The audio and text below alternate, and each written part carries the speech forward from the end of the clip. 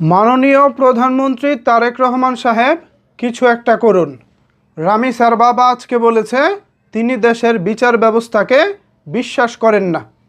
তিনি বিশ্বাস করেন না তার মেয়ে ধর্ষিত হওয়ার পর যেভাবে তার মেয়েকে গলা কেটে হত্যা করা হয়েছে এর বিচার তিনি পাবেন।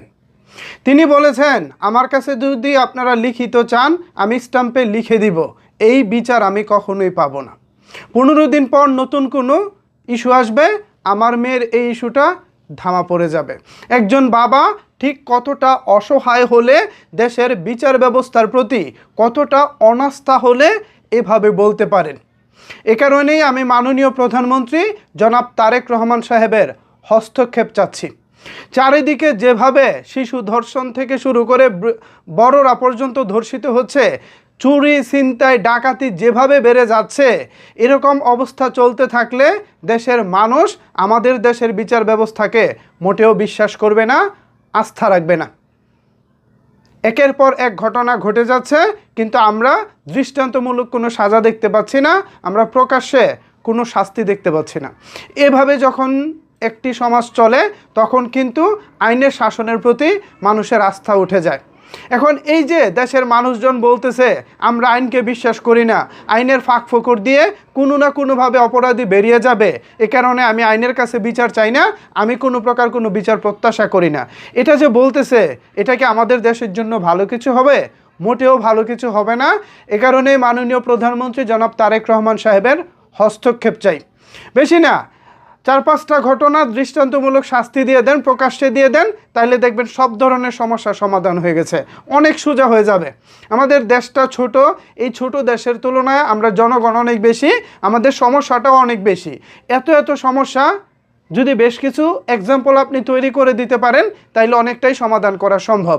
আমি ছোটোবেলা দেখছি মানুষ পুলিশের নাম শুনলে আপনার কাঁপাকাঁপি শুরু করতো পুলিশের ভয়ে, আর এখন বলে পুলিশ আসুক আমার কোনো সমস্যা নাই, নিয়ে যাবে, জামিনে বের হয়ে আসবো।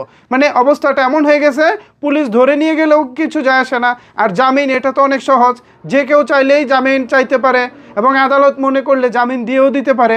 যত বড় আসামি হোক না কেন, আদালত বলে যতক্ষণ না প্রমাণিত হচ্ছে ততক্ষণ সে থাকুক বাইরে। তো এই যখন অবস্থা চলে তখন এরকমই রামি স্যার বাবা বলি বা অন্যান্য XYZ যারাই আছে সবাই তো এভাবে বিচারের প্রতি আস্থা হারাবেন। তো এরকম যদি চলতে থাকে তাইলে তো আমাদের দেশটা আসলে কি হবে, আমরা আসলে কোথায় যাচ্ছি, আমাদের গন্তব্য কি, আমাদের ডেস্টিনেশন কি, এই দেশটা নিয়ে আমাদের স্বপ্ন কি, চাওয়া পাওয়া কি? একজন দেশের সাধারণ নাগরিক হিসেবে আমি আমার ছেলে মেয়ে বোন বা বউ বা মা বাবা এদেরকে নিয়ে তো আমি আসলে টেনশনে আছি। এখন রাতে 10টার পরে বের হতে গেলে, রাত 8টার পরে বের হতে গেলে অনেক হিসেব নিকেশ করে বাসা থেকে বের হতে হয়। এই যখন অবস্থা চলতেছে তখন আসলে দৃষ্টান্তমূলক কোনো কিছু না হলে মনে হয় না দেশটা খুব একটা শান্তিতে পৌঁছাবে।